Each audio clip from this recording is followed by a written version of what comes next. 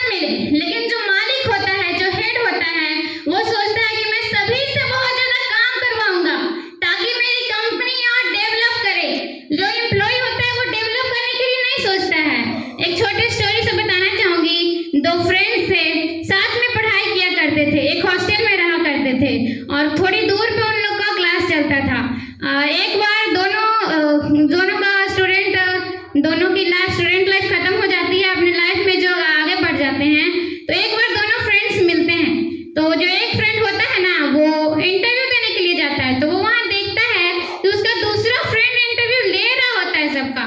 तो वो उससे पूछता है कि हम लोग दोनों साथ ही में पढ़ाई किए थे, तो ऐसा क्या हुआ कि तुम मालिक बन गए और मैं यहाँ पे इंटरव्यू देने के लिए आया हूँ। तो उसका दोस्त बताता है कि तुम एक दिन याद करो, जब हम पढ़ने के लिए जा रहे थे तब मैंने तुम्हें कहा था कि रूम में फैन ऑन रह गया है, लाइट ऑन रह गया है, चलो हम बंद करके आते हैं। तब तुमने कहा था रहने दो ना, हमारा थोड़ी है, हमारा पैसा थोड़ी लगता है, चलो पढ़ने चलते हैं। बट मैं वापस गया था और स्विच ऑफ करके आया था।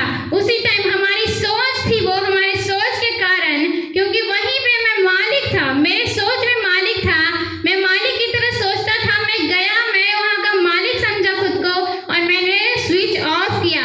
लेकिन तुम नौकर की तरह सोचते थे और तुम वहीं से पढ़ाई करने लगे। तो हमें अपनी सोच में बदलाव लाना है दोस्तों। और इतिहास मेरा मतलब दो फेवरेट सब्जेक्ट है मेरे, एक हिस्ट्री है और एक इकोनॉमिक्स है। इतिहास पढ़ना भी मुझे बहुत ज्यादा पसंद है।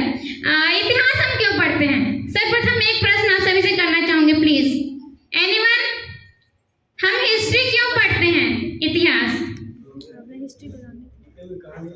ताकि बातों को याद करने के लिए मैं बोलना चाहूंगी ताकि इतिहास में जो गलती हो चुकी है उसे हम दोबारा ना करें, इसलिए हम इतिहास पढ़ते हैं।